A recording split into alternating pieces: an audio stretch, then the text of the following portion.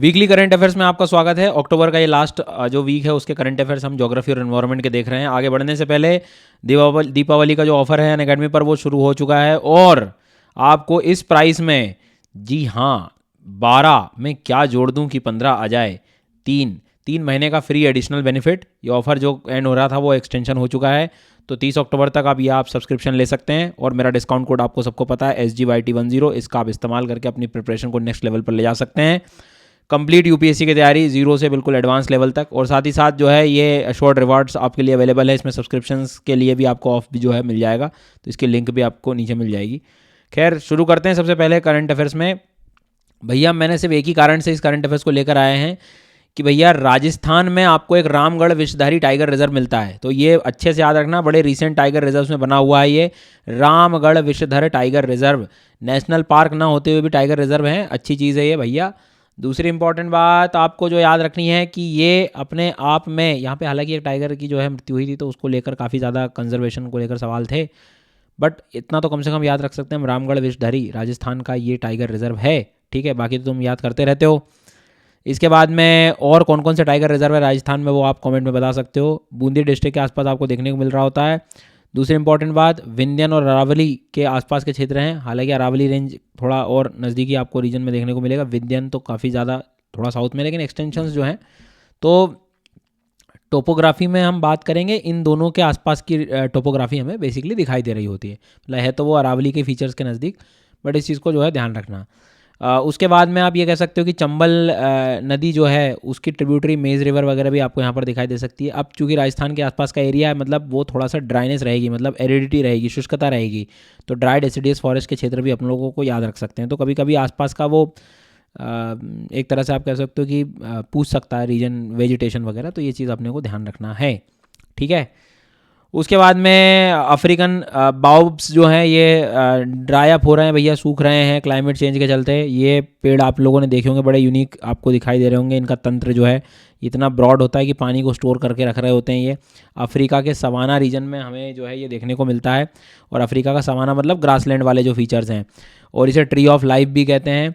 और ऐसा क्लेम किया जा रहा है अफ्रीकन जो इकोलॉजिस्ट हैं वो कि भैया ये सूख रहे हैं, इनकी समस्याएँ हैं, ये सारी चीज़ें।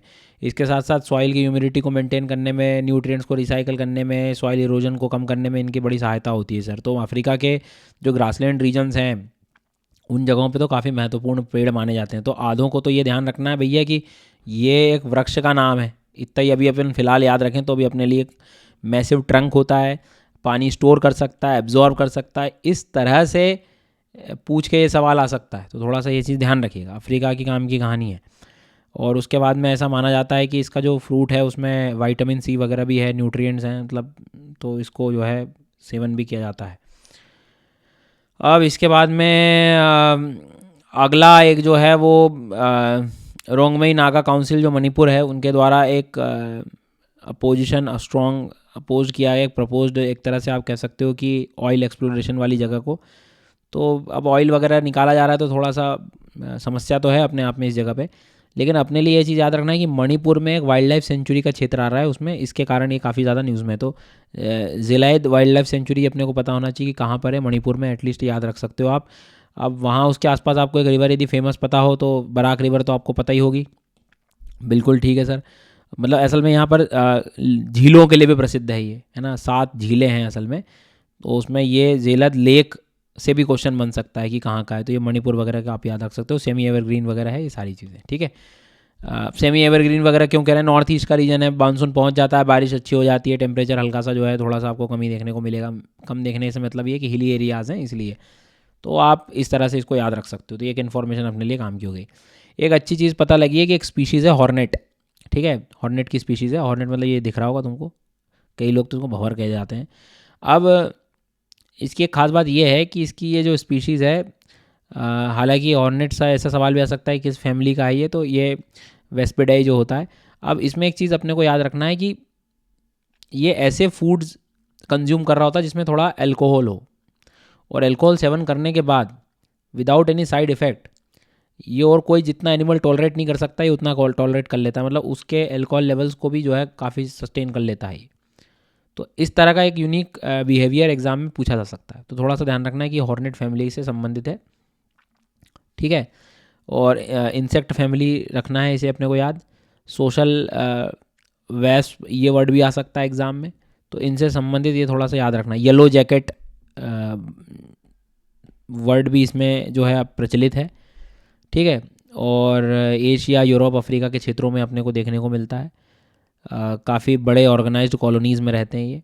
डाइट अक्सर इनको जो हाई शुगर प्रोटीन वाली डाइट जो है पसंद है, मतलब शुगरी सब्सटेंसेस जो होते हैं, प्रोटीन रिच एटलीस्ट इन चीज़ों को कंज्यूम कर रहे होते हैं। तो बेसिक चीज़ अपने को पता हो कि इंसेक्ट है भैया, ठीक है। अब हिमाचल प्रदेश के आसपास हम अक्सर पढ़ते हैं पोंग डैम, तो पोंग डैम पता हो थोड़ा सा। और पोंग डैम कहाँ कहाँ पढ़ा जाता है ये चीज़ पता हो। उससे रिलेटेड एक अपने को महाराणा प्रताप सागर अपने को चीज़ पता होनी चाहिए, ठीक है। अब वो क्या है कि वो थोड़ा सा इवन आफ्टर द 5 डिकेड्स, मतलब 5 दशक भी निकल गए हैं, तो भी हज़ारों परिवार जो है वहाँ से एक तरह से आप कह सकते हो कि पोंग डैम को लेकर फैमिली काफ़ी ज़्यादा अफेक्टेड है, रिहेबिलिटेशन उनका पेंडिंग है। तो हाइड्रो इलेक्ट्रिसिटी जनरेशन के लिए इसको बनाया गया था, तो इसको लेकर थोड़ा सा न्यूज़ वगैरह में आ सकता है। ये सारी चीज़ें जो है थोड़ी सी अपने को ध्यान रखना है। सो पोंग डैम से संबंधित क्वेश्चन बन सकता है, ठीक है। बर्ड सेंचुरी का भी डेजिग्नेशन है, रामसार वाइट वेटलैंड भी है, मतलब उसको कंजर्व भी कर रहे हैं आप। उसके बाद में फ़िश रिजर्वायर भी हो गया यहाँ पे, तो व्यास नदी पर है। ये बेसिक कुछ ऐसे पॉइंट्स अपने को इसमें याद रखने हैं, ठीक है। भूल जाओगे। व्यास नदी को अच्छे से याद रखना है, महाराणा प्रताप सागर याद रखना है, उसके बाद में फ़िश रिजर्वायर याद रखना है, ठीक है। वेटलैंड है रामसर साइड, ये तो हालांकि आप लोगों ने जिन्होंने शाम की 7 बजे वाली मैपिंग क्लास ली उनको तो सब पता है। इसके बाद में मनेर डैम के आसपास जो है एक स्कीमर बर्ड जो है स्पॉट किया गया है। अब एक बात तो अपने को ये चीज़ भी याद रखनी है कि भैया ये स्कीमर क्या होते हैं, इसलिए मैं थोड़ा सा, तो स्कीमर्स ये बर्ड्स हैं, है ना, पक्षी है, इस चीज़ को याद रखना है अपने को, ठीक है। और उसके बाद में उसकी जो फीडिंग मेथड है कि ऐसे बिल्कुल एकदम उड़ के आ रहा होता है और धीरे से स्लाइड करके और एकदम फिश को जो है ले जा रहा होता है। तो इसकी जो फीडिंग मेथड है इसके कारण इसका नाम जो है वो ओरिजिन हुआ है, स्किम करके जो है, ठीक है। इसके बाद में ये भारत में तो है, बांग्लादेश पाकिस्तान के आसपास के क्षेत्रों में है। चेन्नई जो चंबल रिवर है उन क्षेत्रों में अक्सर हमें देखने को मिलता है। चंबल रिवर मतलब मध्य प्रदेश से राजस्थान और ऊपर तक जो यमुना तक जब पहुंची है वो, तो वहाँ तक जो है इस चीज़ को देख। तो स्किमर एक बर्ड होता है, एटलीस्ट इतना तो अभी आप कम से कम याद रखो। और एक इस तरह से जो बर्ड्स की स्थिति आप देख सकते हो। दूसरी इम्पॉर्टेंट बात कि तेलंगाना में ये सबसे पहले ऐसे देखा गया था, मनेर डैम वगैरह, तो ऐसे कुछ सवाल वगैरह भी आ सकते हैं डैम से रिलेटेड। एक रिपोर्ट आई है भैया, emission gap report. Emission gap report से हमें पता लग रहा होता है कि मतलब अभी हम जो उत्सर्जन कर रहे हैं वो किस दिशा में जा रहे हैं। कौन पब्लिश करता है, तो यूनाइटेड नेशन एनवायरनमेंट प्रोग्राम। ये प्रीलिम्स का क्वेश्चन मान के चलो ये कि तुम्हें ध्यान रखना है। और उनका ये मानना है कि इस तरह से अभी हम जो करंट एनवायरनमेंट पॉलिसीज़ चला रहे हैं या जो भी हम कर रहे हैं रोकने के लिए, तो ये जो हमारा टारगेट है 1.5 से 2 डिग्री को तक बढ़ने देने की, इससे ज़्यादा नहीं, तो वो तो 3.1 डिग्री पे जाने की स्थिति, मतलब वो टिपिंग पॉइंट्स पे आ रही हैं चीज़ें।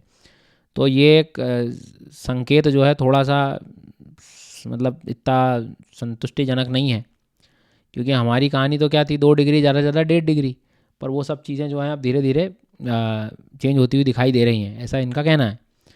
अब उसमें यही है कि भैया जो हम लोग अभी फ़िलहाल एमिशन टारगेट्स बनाए हुए हैं उसके हिसाब से चीज़ें शायद नहीं चल पा रही हैं, और इंक्रीज़ ही हुआ है ग्रीन हाउस एमिशन जो है।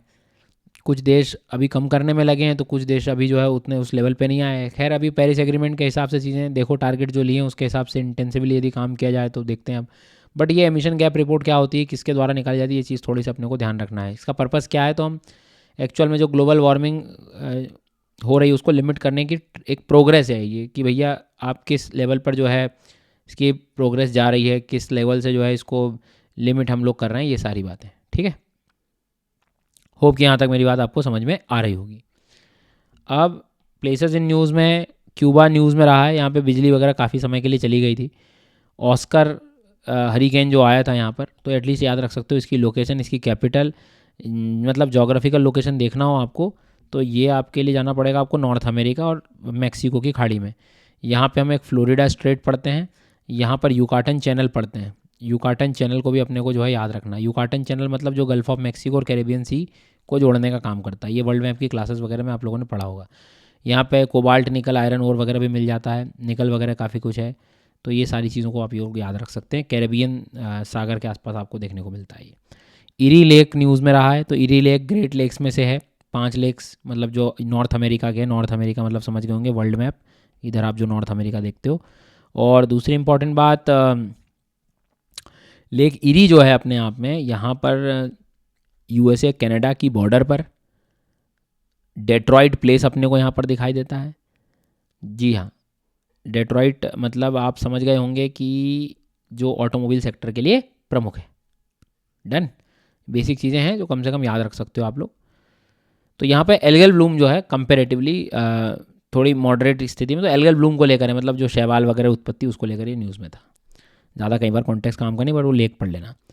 कैस्पियन सी श्रिंक हो रहा है भैया, वही कहानियाँ शुरू हो गई हैं। तो 5 देश, तारीख वर्ड आपको पता होना चाहिए। तारीख, Turkmenistan, Azerbaijan, Russia, Iran, Iraq नहीं है ईरान है, कैस्पियन में AN आता है, इसमें भी ईरान आता है। और बाकी तो जो आपको पता ही है, कजाकिस्तान वगैरह जो है। नदी जाती है कौन सी वाली, तो नदी जाती है वोल्गा, यूरोप की सबसे लंबी नदी है, रशिया में है। और एक बात अपने को याद रखना, सलाइन नेचर का है ये, ठीक है। तो इस चीज़ को भी आप लोग ध्यान रख सकते हो।